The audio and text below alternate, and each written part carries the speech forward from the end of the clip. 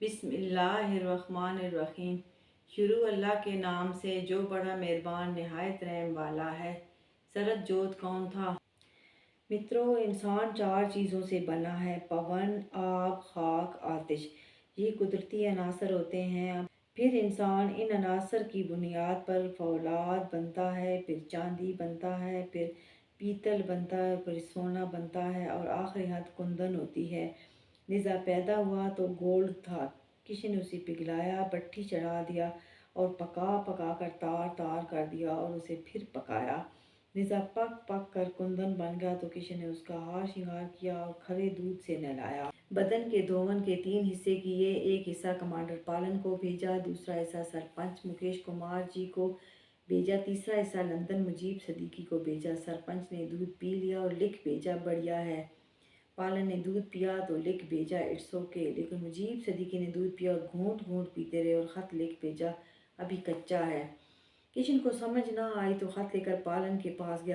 پالن نے میجر جتن اور مکیش سے مشورہ کیا اور کہا کہ کشن، تم سونے کو کندن بنانے کا عمل پھر سے دہراؤ۔ تو کشن بولا، کبھی کندن بھی تار تار ہو کر پگھلا ہے۔ پالن نے کہا، کشن تم بھی تو اپنی ساری کوشش کے باوجود 9 پر جا کر رک گئے، 10 پر نہیں جا سکے، تو ایک ڈیجٹ رہ جانے کارن تم میں خامیاں رہ گئیں۔ متروں، کشن کے 1,00,000 سنگریزے تھے، وہ 99,999 سنگریزہ حاصل کر سکا۔ ایک سنگریزہ دشمنی کی بھینٹ چڑھ گیا۔ متروں، 99,999 میں 5 ڈیجٹ ہیں۔ 9 کو 5 سے ضرب دیں، 45 آتا ہے۔ 5 جمع 4 برابر 9۔ تو کشن 9 فگر پہ رک گیا۔ تو متروں، کشن نے استرا لیا اور نیزا کے سارے بال مونڈ دیے اور سارا لباس اتار دیا۔ بغیر جوتے، بغیر گھڑی کے وہ نیزا کو ایک بیڑے پر سوار کرا کے جزیرہ انڈیمان لے گیا اور نیزا سے کہا، 3 ماہ لگاتار روزے رکھنے ہیں اور برت بھی۔ متروں، برت سے مراد ہے کہ بولنا چالنا نہیں اور صرف چند دانے کھجور کے کھانے ہیں۔ نیزا کی عمر اس وقت 9 سال تھی اور ہر وقت تلاوت کرنی ہے۔ نیزا قرآن حفظ کر چکا تھا۔ کشن نے کھلے آسمان تلے نیزا کو یوگا کی مشقیں شروع کروا دیں۔ کندن تڑکنے لگا، ریزہ ریزہ ہو گیا۔ کشن خود مچھلی کھا لیتا اور تاک دانے۔ سحری افطار میں 3 ماہ کا کھجور تھا، نہ کم نہ زیادہ۔ نیزا نے روز کے صرف 6 کھجور کھانے تھے۔ نیزا کا دل بہت بھرا تھا، وہ دور جا کر رو رو کر دل ہلکا کرتا۔ دن کو بہت تپن کے بدن جلتا، رات کو بہت ٹھنڈ کے بدن کانپتا۔ کشن نے نیزا کو خود کو چھونے سے سختی سے منع کر دیا اور نہ اپنے بدن کو، صرف ضرورت کے وقت۔ نیزا باپ کے لمس کو ترس گیا۔ نیزا زمین پر پڑا رہتا، وہ ایک دن میں 3 سے 4 قرآن پاک پڑھ لیتا، فارغ وقت میں سارا ٹائم نفل پڑھتا۔ نیزا کو لگا وہ ساری عمر بے لباس رہے گا۔ بھوک پیاس مر گئی، بدن ٹوٹ پھوٹ کا شکار ہو گیا۔ کشن بہت خوبصورت تھا، سینے کی اٹھان اس طرح دکھتی جیسے پانی کی سطح پر ٹھنڈ میں برف کی تہ جم گئی ہو۔ پیٹ اور پہلو اتنے ہموار تھے کہ جیسے کشن کے معدے اور پیٹ سے کبھی ہوا کا گزر نہ ہوا ہو۔ ریڑھ اتنی لچکدار تھی جیسے ٹالی کی شاخ پر کوئی جھولا ڈالے عاشق معشوق ہلارے لیتے ہوں۔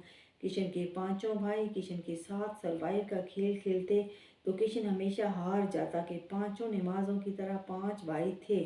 کشن کے پیروں سے چلنا شروع کرتے، اوپر سر تک جانا ہوتا۔ اس دوران کشن بالکل ساکت رہتا، ذرا بھی ہلتا تو ہار مانی جاتی۔ 5 بھائی اس کے بدن پر فجر، ظہر، عصر، مغرب، عشاء پڑھتے، ورلڈ ٹور پر نکل جاتے، جگہ جگہ سٹے کرتے اور بھائی کے شفاف بدن پر عجیب و غریب تبصرے کرتے، سفر پر رواں دواں رہتے۔ تو کشن ایک پوزیشن میں اگر تھک جاتا یا ان کی باتوں میں آ کر کہہ جاتا، پلین آ گیا ہے سوار ہو جاؤ، تو بھائی فوراً جیت جاتے اور ہار کا خوب مزہ چکھاتے اور وہ روزانہ یہ کھیل کھیلتے اور کھیلے بغیر نہ سوتے تھے۔ کشن کے بیڈ پر ہمیشہ فانوس ہوتا تو کشن ساری توجہ فانوس پہ لگائے رکھتا تو کئی بار وہ بھی جیت جاتا، مگر بھائی بہت چالاک تھے۔ رات بھر عرشے کے ننگے فرش پر نیزا پڑا رہتا، تریل پڑتی رہتی، وہ لاتیں سمیٹ کر سینے سے لگا لیتا کہ کشن آ کر پاس لیٹ گیا اور ساتھ لگا لیا۔ نیزا باپ کے چھونے سے سرشار ہو گیا، مگر اسے یاد تھا مجھے چھونا نہیں، تو وہ مٹھیاں بھینچ لیتا ہے اور دھیان سمندر کے پانی پر لگانے لگتا ہے۔ کشن چہرے پر جھک گیا، نگاہ میں نگاہ کھپ گئی، مگر نیزا کو یاد تھا بغیر ضرورت مجھ پر نگاہ نہ ڈالنا، تو اس نے پلکیں گرا دیں۔ کشن نے ماتھا منہ چوما تو نیزا نے آنکھیں اور بند کر لیں اور دھیان سمندر کی سطح سے تہ میں لگانے لگا۔ تو وہاں سیپیوں کے ڈھیر تھے۔ نیزا نے سارا دھیان سیپیوں پہ لگا دیا کہ اسے اپنا وجود بھول گیا۔ سیپ مل گئے، وہ چننے لگا اور مٹھیاں بھر لی۔ نیزا بیٹے کیا کر رہے ہو؟ کشن کی آواز پر وہ پلٹ پڑا، دیکھا تو عرشے پر تھا اور مٹھیاں سیپیوں سے بھری ہوئی تھیں، سیپیوں سے پانی ٹپک رہا تھا اور اندر موتی بھرے تھے۔ کشن نے آغوش میں بھر کر پیار کیا اور سیپ لے کر انڈیمان میں پھینک دیے۔ پھر ایسا کئی بار ہوا، کشن کوئی چیز سمندر میں پھینکتا، کہتا لے۔ نیزا پورا دھیان گیان لگا دیتا اور انڈیمان سے وہ چیز نکال لاتا۔ ایک دن بڑی بارش لگ گئی، اولے پڑنے لگے کہ کشن نے بیٹے کو بارش میں بڑی برس دی۔ وہ روزے کی حالت میں تھا مگر نیزا نے باپ کو نہ پکڑا اور دھیان کہیں لگانے لگا، مگر طوفان برس رہا تھا اور ٹھنڈ بھری ہوا اور اولوں میں یکسوئی ناممکن ہوا کرتی ہے۔ نیزا دھیان لگا لگا ہارا تو کشن نے غصے سے انگلیوں سے بلیڈ نکالے اور نیزا کی تھائی پر بے دردی سے دے مارے۔ نیزا کی سسکاریاں نکل گئیں مگر اس نے منہ بھینچ لیا، خون ابل پڑا۔ نیزا نے اپنی تھائی ٹٹولی کہ کشن غصے سے بولا، مت چھوؤ خود کو، تو نیزا نے بازو گرا دیے۔ میرے اجول! اس پر دھیان دینے لگا تو دل میں سمایا۔ اجول جھٹ سے آنکھوں میں آ گیا تو دونوں جی جان سے لپٹ گئے۔ تم تو بہت انجرڈ ہو، اجول بولا۔ باپو جی نے بلیڈ مارے ہیں۔ اجول نے فرسٹ ایڈ باکس نکالا اور نیزا کی پٹی کر دی، اسے لباس پہنایا کہ مغرب ہو گئی، روزہ کھولا اور مل کر مغرب پڑھی کہ کشن کی آواز آئی، نیزا! تو نیزا نے آنکھیں کھول دیں تو وہ لباس میں تھا۔ نیزا کے منہ سے میٹ کی خوشبو آ رہی تھی۔ کشن نے وائرلیس پر پونا کال کی تو اجول کے بڑے بھائی نے کال پک کی۔ اجول کہاں ہے؟ کشن نے پوچھا۔ باپو جی، نیزا بے لباس گھر آ گیا، آپ کب واپس آئے؟ اجول نے اس سے ملنے کا موقع ہی نہیں دیا، دونوں اپنے روم میں ہیں۔ تو کیا دیا اس کو کھانے میں؟ کشن نے پوچھا۔ بیف۔ میں کھجور کھجور چیختا رہ گیا کہ باپو جی مجھ پر بگڑیں گے۔ اجول نے ایک نہ سنی اور بیف کھلا دیا۔ اجول سے بات کرو، کشن نے کہا تو اجول کو بلایا گیا۔ اجول، نیزا کدھر ہے؟ باپو جی، آپ نے آواز دی تھی، میں نے بھی سنی۔ نیزا نے کہا، باپو جی بلا رہے ہیں۔ وہ باہر نکلا، میں ڈھونڈ ڈھونڈ تھک گیا، پتہ نہیں کہاں ہے۔ تو کشن نے طویل سانس لی اور دوسرے دن نیزا کو چھوڑ کر شہر گیا اور دودھ، عطر اور بیسن لے آیا اور نیزا کا شنگار کیا اور دھوون دودھ کے 3 حصے کیے اور 3 حصے لے کر بیڑے پر چلا گیا اور 3 ٹیٹرا پیک کروائے اور 3 پتوں پر روانہ کر دیے۔ سرپنچ کو پیک ملا، پی لیا اور خط لکھ بھیجا، ویل ڈن، واپس آ جاؤ۔ دوسرا پیک پالن کو ملا، وہ رزق ہو گیا، واپس آ جاؤ۔ تیسرا مجیب صدیقی کو ملا، انہوں نے پی لیا اور لکھ بھیجا، ابھی کچا ہے۔ خط پڑھ کر کشن کے ہوش اڑ گئے۔ مجیب صدیقی کے پاس کوئی وردان نہیں، نگاہ کی وسعت نہیں، وہ جن بھوت پریت کو نہیں دیکھ سکتے، روح بھی نہیں دیکھ سکتے، لیکن وہ اعلیٰ تعلیم یافتہ اور معاملہ فہم انسان ہیں۔ ان کے پاس قلم کی طاقت ہے، پھر بولنے کی طاقت، اور وہ اسی بولنے کی طاقت سے بڑے بڑے سورماؤں پر حاوی ہیں۔ کشن نے کمانڈر پالن کا ویو لیا اور بتایا، وہ سوچ میں پڑ گیا۔ سنو کشن، تم ڈرنا مت، جب کندن کو بٹھی چڑھا ہی دیا ہے تو حوصلہ کرنا، اب کہ میں اس تجربے میں تمہارے ساتھ رہوں گا۔ میں مائنڈ کو سجیشن دے دیتا ہوں کہ تم جب بھی اس عمل کو شروع کرو میرا مائنڈ تم سے کنیکٹ ہو جائے۔ فسادات بڑھ رہے ہیں پر میں ہر حال میں تمہارا ویو لے لوں گا، تم نے ہمت نہیں ہارنی، ہم نیزا کو مرنے نہیں دیں گے۔ کشن کے آنسو نکل آئے کہ وہ جانتا تھا اور پالن بھی جانتا تھا، مقابل ایمان، اتحاد، یقین کے دہانے پر کھڑا ہے اور اسے اپنے مقصد سے ہٹانا ناممکن ہے۔ دن گزرتے رہے، نیزا کی مشقیں جاری رہیں اور ایک دن کشن نے جزیرے پر بڑی توڑ پھوڑ کی اور بیڑا بھی کافی توڑ دیا۔ نیزا جزیرے پر سانس روکے مشق میں متوجہ رہا مگر سب دیکھتا رہا کہ کشن بہت غصے میں تھا۔ پھر کشن نے جزیرے پر جگہ جگہ آگ لگا دی اور نیزا کو اٹھا لیا اور زبردستی پانی پلایا۔ مجیب صدیقی ہوڑی ہیں، جوڑوں میں بیٹھ گئے ہیں، میرے راج پیدا ہوتا ہے نہیں ہوتا لیکن وہ اس کی طاق میں ہے، راج پوتر آتما ہے، اس پر سرپنچ جی کا دل آ گیا لیکن مجیب صدیقی اس کومل بدن کو مار کر دم لیں گے، میں تمہیں کل واپس برصغیر لے جاؤں گا۔ نیزا نے کوئی جواب نہ دیا۔ پیڈ پر لکھا، میں برصغیر میں پہنچ کر کلام کروں گا۔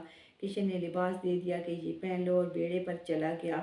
نیزا سوچتا رہا مگر پھر لباس نہیں پہنا کہ کشن رکھ گیا تھا، پہنا کر نہ گیا۔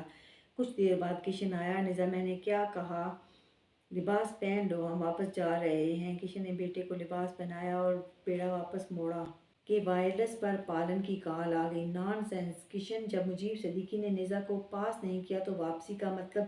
پالن غصے میں تھا۔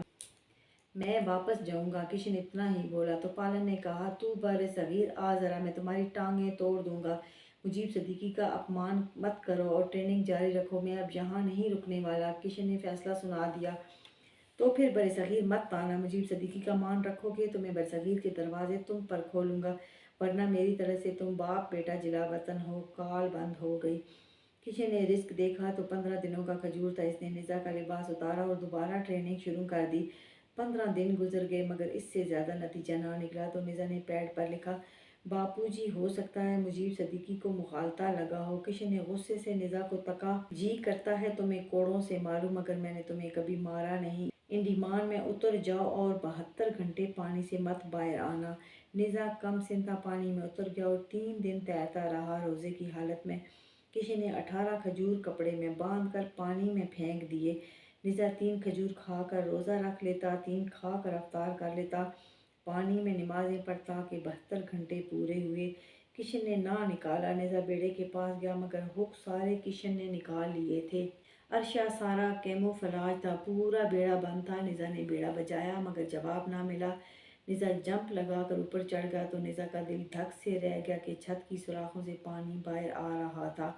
निज़ा तड़पने लगा कि बेड़े के अंदर पानी कहाँ से आया। निज़ा के नाखून बढ़ चुके थे, वो छत को खुरचने लगा मगर छत मजबूत थी। निज़ा ने खामोशी ना तोड़ी मगर छत बहुत बजाई, अंदर से कोई जवाब ना आया। निज़ा समंदर में उतर कर बेड़े के नीचे गया मगर वहाँ से भी कोई रास्ता ना था।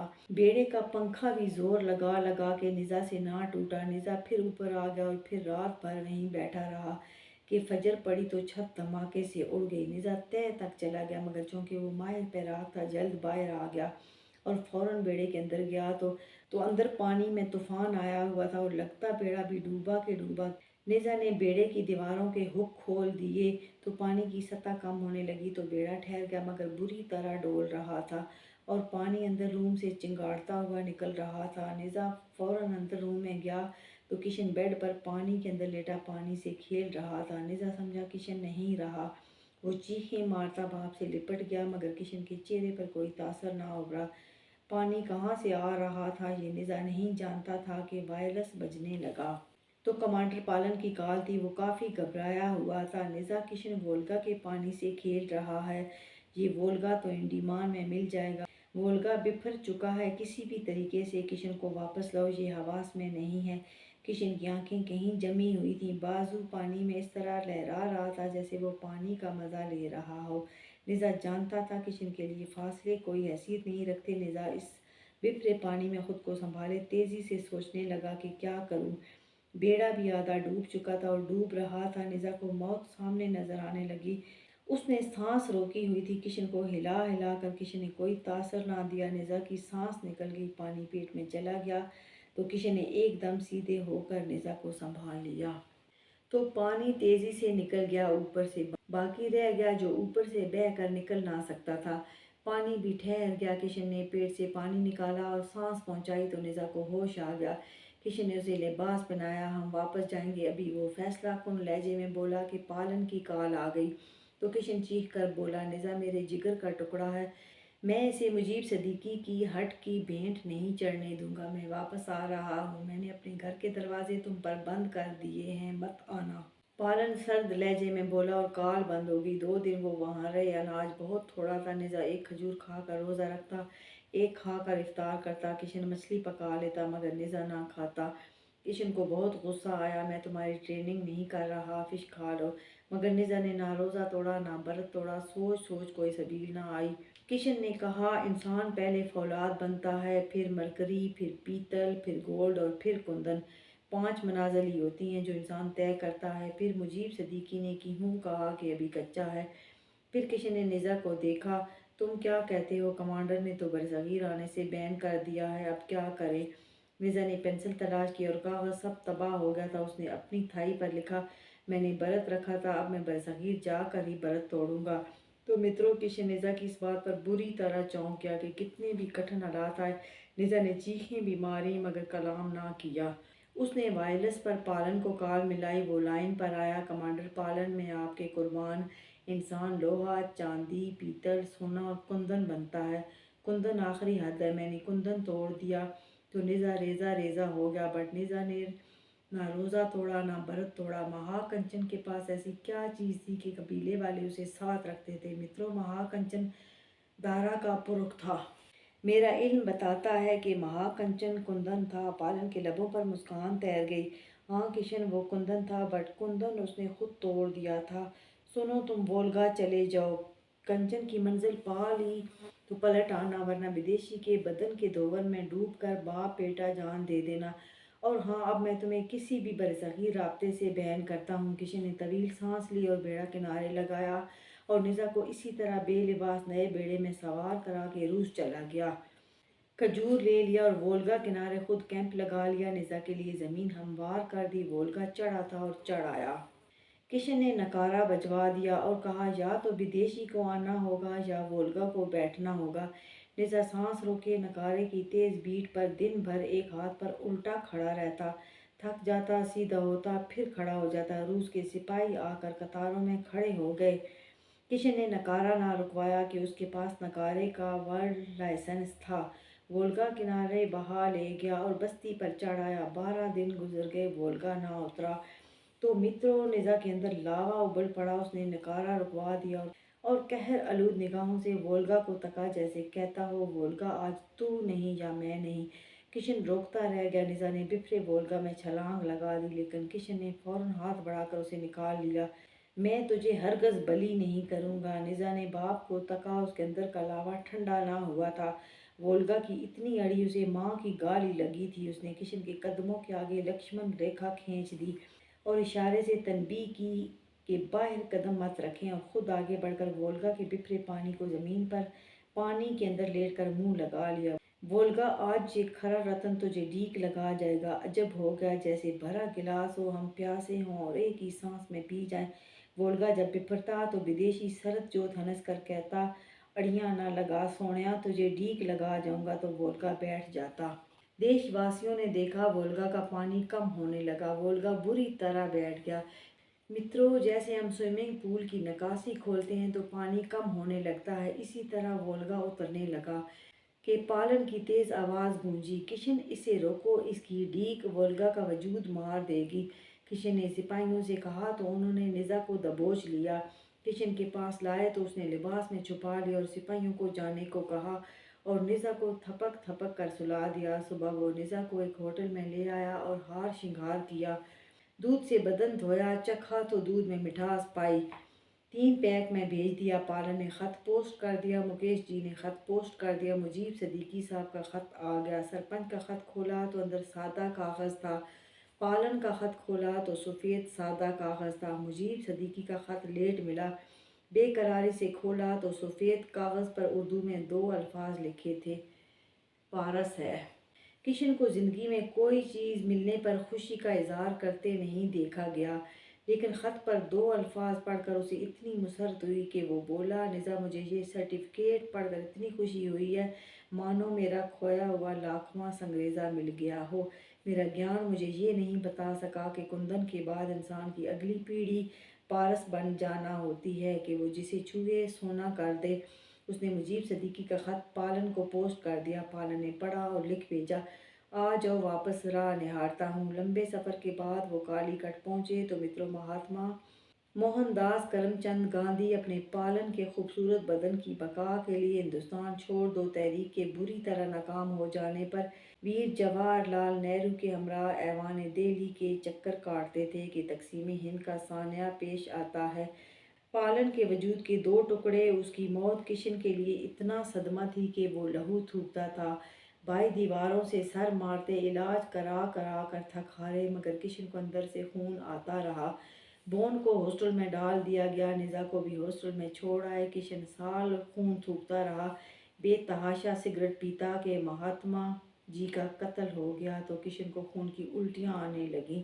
تو پھر گھر میں سرپنچ مکیش جی آئے اور ہر رات آنے لگے۔ وہ نازک کومل بدن تھے، رات بھر کچھ کھرل کرتے، کشن کے روم سے ان کی تھکن بھری سانسیں آتی رہتی، پھر وہ کھرل کیا ہوا مواد کشن کو کھلا کر پہلوؤں میں گھی اتارتے کہ سویر ہو جاتی۔ وہ چلے جاتے اور پھر رات کو آتے۔ وہ 3 ماہ لگاتار قلعے میں آتے رہے کہ کشن کو خون آنا بند ہو گیا۔ 3 ماہ کشن کا صدقہ کٹتا رہا کہ نہ چھری رکی نہ ہاتھ رکے۔ کشن کا میجر جتن اور مکیش جی نے مل کر شنگار کیا اور بدن کا دھون دودھ میجر جتن سرپنچ جی اور بھائی پی گئے۔ متروں، ایک دن نزا نے باپ سے کہا، باپو جی آپ کے پاس 99,999 وردان ہیں، ایک وردان مجھے دے دے۔ تو وہ مسکرایا، تو پارس ہے، تو خود وردان ہے، میں اتنے وردان پا کر بھی پارس نہ بن سکا، کوئی بھی وردان تجھ سے ودیک نہیں۔